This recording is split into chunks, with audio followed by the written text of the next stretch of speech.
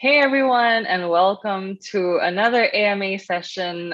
Today it's something a little bit different. It's a Ask Me Anything About Tech in Asia school, particularly because we are launching our new growth program. So this growth program is all about how can early stage founders maximize your growth opportunities. And to help us answer a lot of our questions is Daniel, part of our Tech in Asia school team. Actually, I'll let Daniel introduce himself. Sure. Thanks, Ting. Yeah, very excited to be presenting and discussing the Tech in Asia School Growth Program today, and of course, share some of my experience. So I'm Daniel. As you probably have guessed by now, I'm French. I moved to Singapore about 12 years ago. And very quickly, I really like Singapore, so wanted to find a reason to stay, and what better reason than to start a company here. So I co-founded a company, which was a travel company, because that was also one of my passions. It still is, obviously, though we haven't been able to do much of it for the past 2 years. We will. We will, no doubt, no doubt.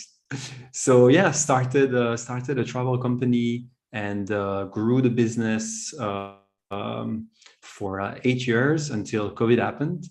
And then that forced me to make a little bit of a shift towards new challenges. And so one of those is joining the Tech in Asia team and helping to grow the school, which is a project I'm really, really excited about. And we're just concluding the first cohort of aspiring founders. We have had amazing feedback from the students, great lecturers and speakers. So I'm very, very excited for the growth program that we're going to be launching very soon. Yeah, exactly. It all felt so fast when we were kind of conceiving the idea for school. Or actually, first of all, like my name is Ting, and I'm an event producer here at Tech in Asia, and I'm also part of the school team together with Daniel. And we were both there when like the idea of school just started, and then we were trying to think of names or to call these programs to fit as much to help as much people of these early stage founders as possible. So we thought of something like aspiring founders, where we can help people at the stage of they may or may not have an idea, or they have an idea and they need to validate it. And then what exactly is that founder journey like? Is it something that you want to embark on? Because we know that it's a huge, huge ask.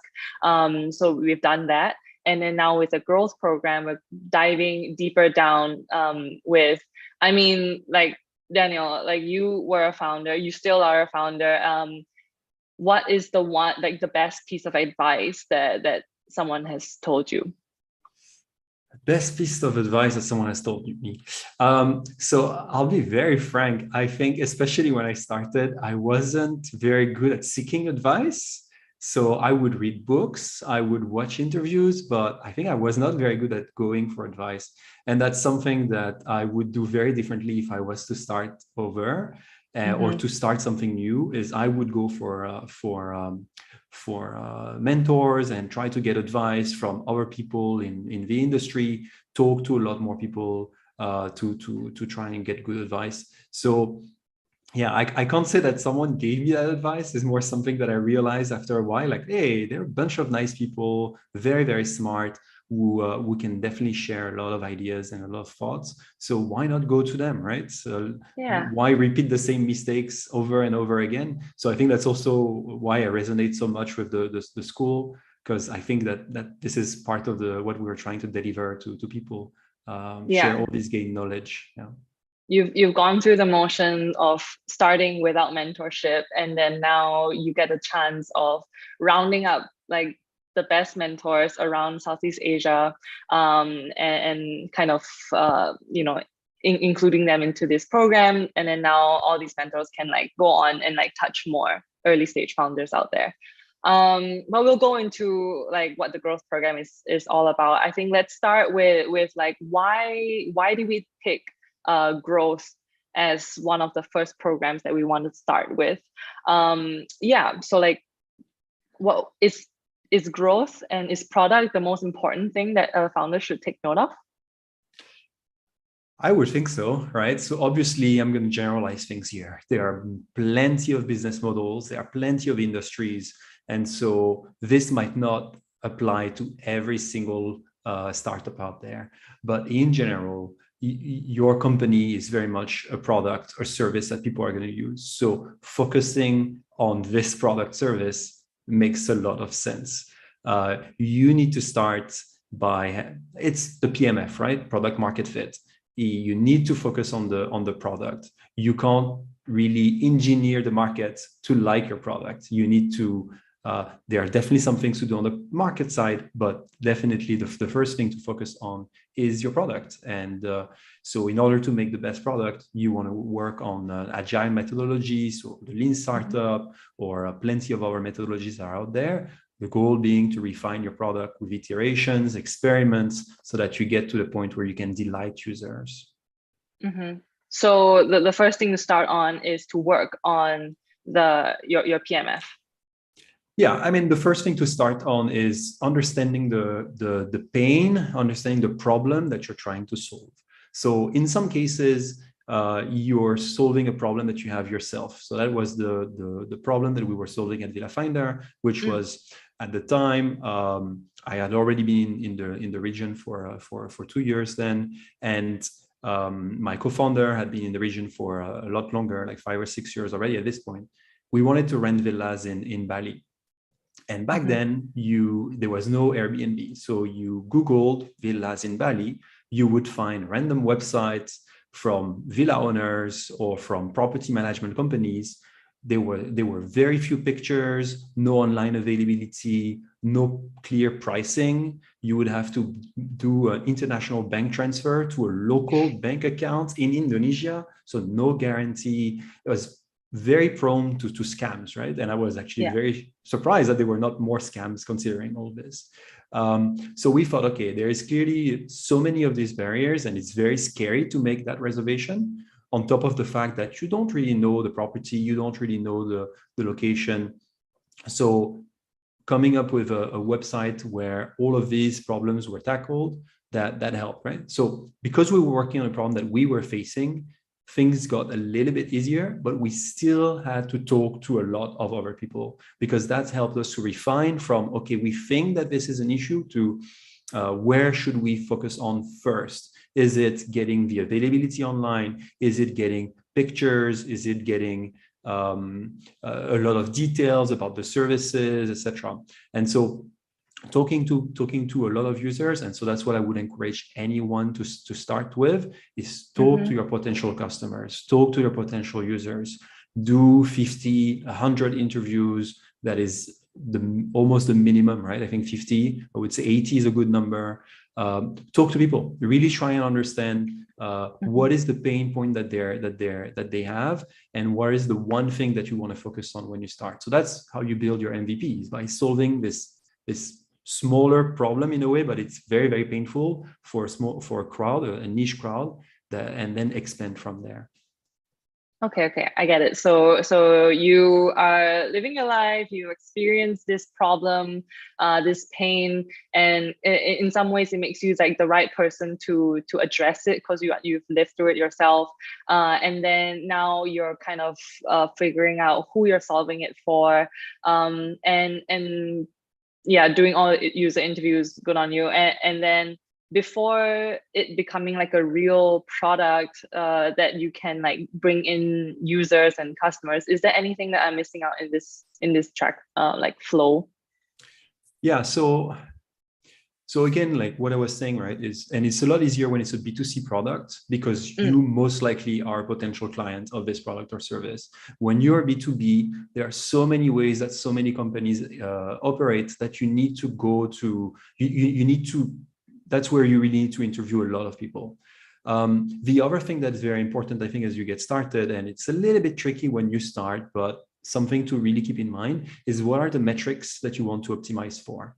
So revenue is a great metric, but most likely you might not be able to get to revenue right away. There might be some things in between. That might be the conversion rate on your website, how many leads you receive, or it might be how many people you onboard on your app, how many stay after a couple of days. So try and find those metrics that really correlate with revenues on the long run, because that's what we're all optimizing for, obviously. But yeah, find these metrics and be careful of not optimizing for vanity metrics. So, okay, I want What to are get vanity metrics? Yeah, vanity metrics, very easy, right? So I have so you have different metrics at different points of your funnel. At the very top of the funnel, for instance, you might be thinking of reach and how do I reach more people? And a vanity metric that was there when we started was the number of Facebook likes. And I was like, yeah, we're getting more Facebook likes. That's great. And I was spending time getting more Facebook likes. Obviously, this was more of a vanity metric than anything else. So I think not so many people care about Facebook likes these days, but I would say Instagram followers is probably something that still a lot of people optimize for. Yeah. Where it's probably not related to actual success. So there is a lot of those vanity metrics out there. It might be getting a larger office or a shinier office. It might be getting media mentions or all this, right? So I think finding the right metrics that you want to optimize for at different points of the funnel and the user journey is crucial, because if you don't, first of all, if you don't have metrics, you don't know what you're optimizing for. So you're in the dark. Second, if you pick the wrong metrics or vanity metrics, you're going to optimize for the wrong things. And yeah, picking metrics is important. And once you've picked those metrics, you will optimize for them and your team will optimize for them. So make sure you pick the right ones. Yeah, pulling for the focus at the right data points to really help you, grow. So how do you go about acquiring like your first users? Is it with your friends who are traveling to Bali and then say, hey, use my platform to find a dope villa? Was it like anything like that? So in our case, yeah, we had a couple of friends, but I think the first real user who booked with us was even before we had the website live. So just the word of mouth got out that we were working on this, because prior to launching the website, we had to go and source properties, source villas, do a couple of trips to Bali. Very difficult part of the job. Yes, I know. Test a couple of villas, absolutely horrible. Make sure the swimming pool was at the right temperature. Okay, I'm exaggerating. but yes, so the word got out. And so some people started reaching out to us, which we didn't know. We didn't know those people. And so I think we were very lucky there, to be honest, that we had such a service that was really looked for in the market. But most people might not be as lucky as that. So obviously, then we used a lot of techniques and tactics and strategies to scale from there and to find other channels. Word of mouth was one of the first one and one of the early ones. But I would say, yeah, there are there are a few different models out there, but one that I like is it comes from the Cold Start problem, which is a famous book, right? It identifies 19 different channels that founders can use to try out. And so those 19 channels, you won't use all of them. If you try everything, it's not going to work. But again, you want to identify a couple of them, run your experiments to get the ones that are that work best for you. So that's where, first of all, understanding your audience really well and your users will allow you to probably remove at least half of those. If you know that your audience, for instance, our audience were families, people in Singapore who were looking to travel, an obvious place is they're going to Google for vacation rentals. So you want to make sure that you are up there because you understand their journey, right? And you know that, for instance, going to a trade event is probably not where you're going to find your clients, or doing offering free software is not where we're going to find those clients. But for some other companies, this might be very, very legit ways to get clients, right? So I think there are those channels out there. So we go into this in the growth program, right, in school. So we'll identify those channels, we'll explain what each and every one of them is. So they're SEO, SEM that I mentioned, social media, and then plenty others. And find a couple, experiment with them. And really at the end of the day, I believe that for most business, there is 2 to 3 channels that will bring in most of the customers. So it's not about trying everything. It's about finding the good ones, which means the one that bring the best ROI, bring the biggest volume. So that's the way that I would go about it. The right match for your industry, the right match for your business.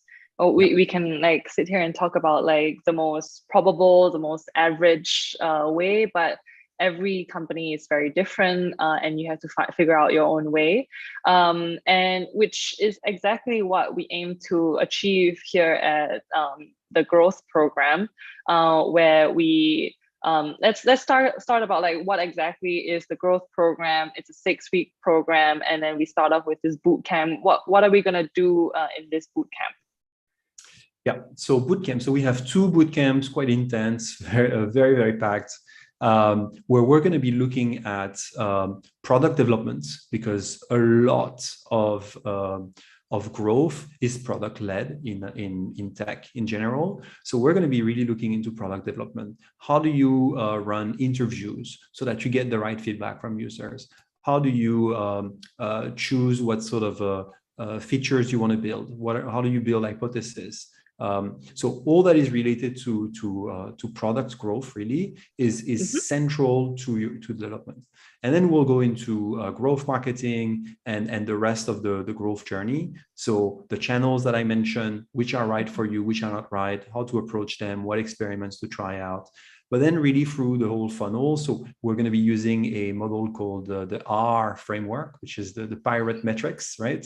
Where you look at different points from acquisition to retention, referral. So all the different points of the funnel, how can you optimize? What are the best techniques, the best and the right metrics to optimize for really? Yeah. And I think it's very important for us to point out that, like, yes, we are going to follow a product-led growth kind of way that will structure our program. So in order for you to kind of qualify for this program, you must have at least an MVP that is ready to go for you to iterate on as we go through the boot camps and the weeks that go on.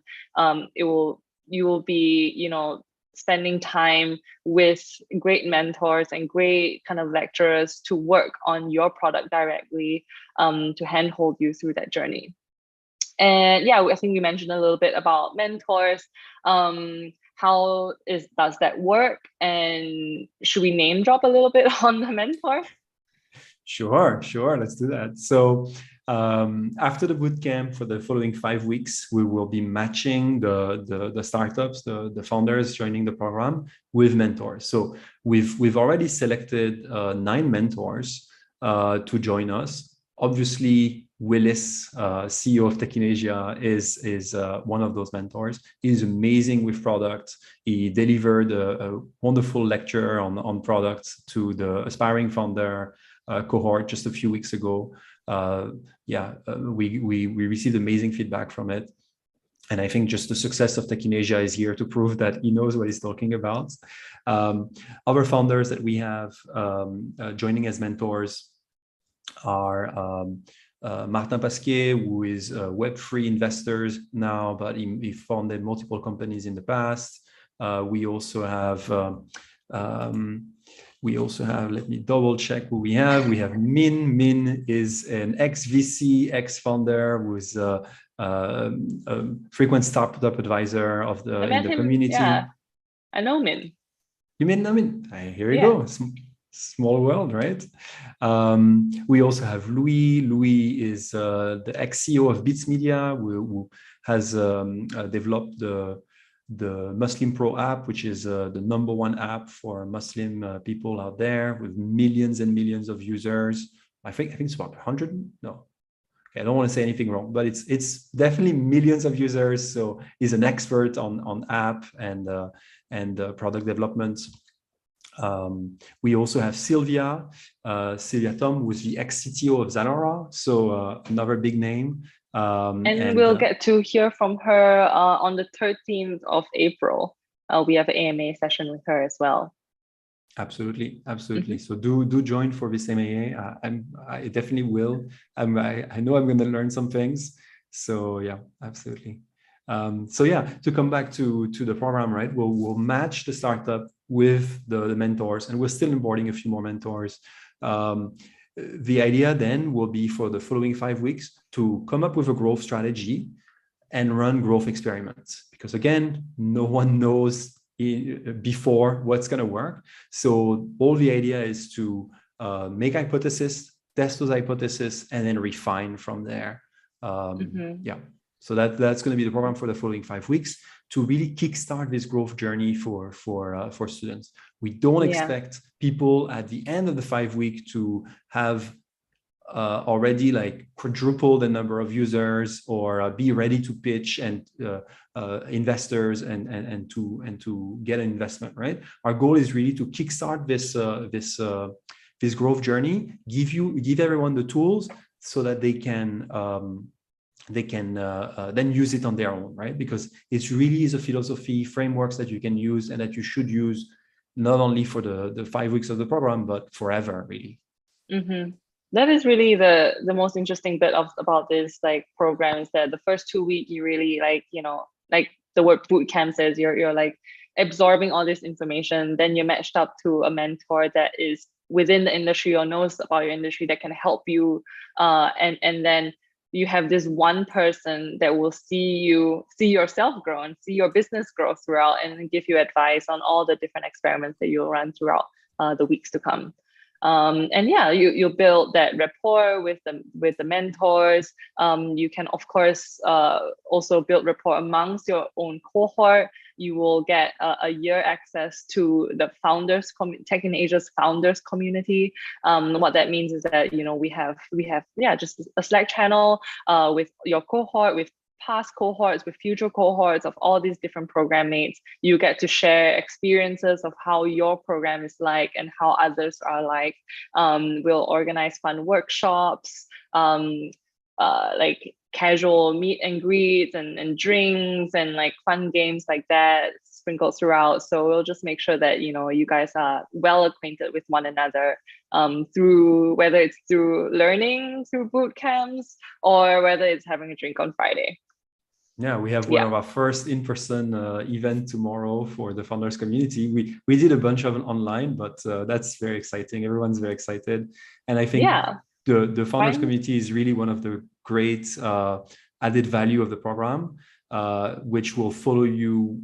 I mean, obviously, you will retain everything that you learned during those 5 weeks, but then I think being able to connect with a lot of founders in the region and pick their brain, and really we're creating this community so that people are here to help each other, share. So that's extremely important to us, and that's part of the criteria that we have to select students for the school as well. We want to make sure that those are people who will contribute and that we will be able to share and add on to the community.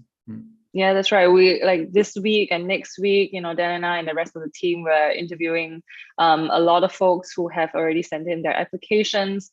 But like, speaking of that, it's kind of a two-way process, right? It's not just us sitting, in our high horses and picking who is right. How can we help the founders? How does the founder know that this program would be right for them? Yeah, as you're saying, is really two ways, right? So there are plenty of challenges that startups have out there. This program is not going to answer all of them. We have a fundraising program, for instance, that will help people who are looking at fundraising. That's coming up in a couple of months. You can already sign up on the school website for this one. But again, here we're going to be looking at growth issues. So if you have problems with product development, if you've been doing product development, but it's not really your forte, and you don't really know what agile means or lean, or you've heard of it, but you don't really know how to apply it. Do you have to do everything by the book? How does it work in the context of a startup where you don't have time? Things move very fast.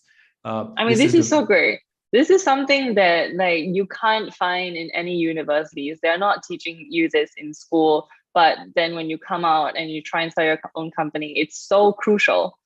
Yeah, and I believe like, you know, Willis is saying something that he's really working with SMU to make this into a thing, but and then this is kind of like a teaser before that. Absolutely, absolutely. I think it's the value of the school is that you'll get to learn from people who went through the process. And so as an example, right, so when the pandemic started and then the travel, well, no one was traveling anymore, so I had a lot of time on my hand, so I decided I was going to take a scrum course. So I took a Scrum Master certification. Very interesting. But at the end of the day, I mean, I was challenging a lot the lecturer, because I was telling him, okay, a lot of those things, you can't really do them exactly that way in a startup, or you have to adjust them, like, because you have people coming in all the time, you have investors, you have, I mean, it is complex the way it is done in startups. So there are a lot of good, it's an amazing framework. There are a lot of great things to take from there, but it's also important to know how to pick and choose, how to prioritize. It's really part of your role as a founder. Is there are so many things to do. So how do you prioritize? How do you make bets? How do you choose, which channel to prioritize, which feature to prioritize? And yeah, those are the sort of lessons that we want to share in the school program. Yeah, through well-established, known founders in Southeast Asia. Yeah. So now that you kind of heard us like ramble on about Tech in Asia School and all that, where and how can people apply for this? So people can apply for the growth program on school.techinasia.com, which is our school mini website. It's no longer mini. I think it's building by the day, because we're adding more classes and more courses. We were just discussing a new aspiring founder cohorts coming up in after this one ends. So I think very exciting. So people can apply there for the growth program. We are closing the application on the 15th. So that's next Friday. So only 8 days left to apply. We've already started to do interviews. A lot of great candidates. So we're going to have a hard time choosing the good ones, or the one who make it. But please do apply, because really, I think it's don't think that you have to be very confident about where you are now, etc. No, it's quite the opposite. If you have challenges, if there are things that you don't know, this is who we want to help. People who've already figured out everything, it's probably not the right program for them. Good on you, but probably another one. Exactly. Yeah, so that's school.techinasia.com in case you didn't catch it from Daniel's French accent. The application process is very simple, and I really do encourage people to apply earlier rather than later. It's always better. We have more time to look through your profile and more time to think about whether or not you are suitable for this. And even if you're not suitable for this, we can also direct you in the right direction. To kind of just end it off, like, let's talk about what is Tech in Asia getting out of this? What's the cost? What's the cost? I think, first of all, and that's the reason why the school program was started, is that part of Tech in Asia's mission is to help the community, the tech community, tech and startup communities in Asia grow and foster, right? So this school program is really there to help grow the startup community. That's part of the vision, and it's a very important element. In terms of the program itself and the cost of the program, so we do not take an equity stakes in company who join the program. We are working on a fee, so it's $999. This is an introduction rate, because this is the first time that we're running this growth program. It will go up for future cohorts. So try and join the first cohort, be an early adopter of the Tech in Asia School. You'll definitely be rewarded. I think all the students who are currently in the Aspiring Founder program are very happy with the results, and they would have paid more. But anyway, don't take my word for it. We'll be able to, we'll feature them in the future. We'll get their testimonials as well. Yeah. Early adopters always get, it's very high touch. we're really there along the way, and just testing everything out, and feedback to us is also very important as we shape future programs. Yeah. Yeah. Really $1,000, I think if you're struggling with growth is, and I know because I was a bootstrapped entrepreneur, I know very well that you're looking at every penny that you are spending. But here again, the goal is we'll help you spend the rest of your money. We'll help you direct your efforts, whether it is on product development or growth strategies, in the right direction. So I think it's really something that is going to support the rest of your growth efforts, and that is a good investment, and that will pay back, I don't know, 100-fold, but it will definitely pay back. I hope more than 100-fold for everyone. Yes. Yeah, it'll help you structure your thoughts and everything going forward. So it's help your future self. Absolutely. And just again, just the community that you're joining, when I see the price that it costs sometimes to join communities, offline communities or communities in the region, it's the same price or less than that. So again, I think just for the community itself, it is really worth it. Yeah, that's great. And yeah, I think that's all the time that we have for today. I hope we've answered a few of your questions that you may have. You've gained some clarity on what the growth program is like and how important product-led growth is for your company and when you're starting out as a founder. And yeah, I'll see you for drinks on Friday, Daniel.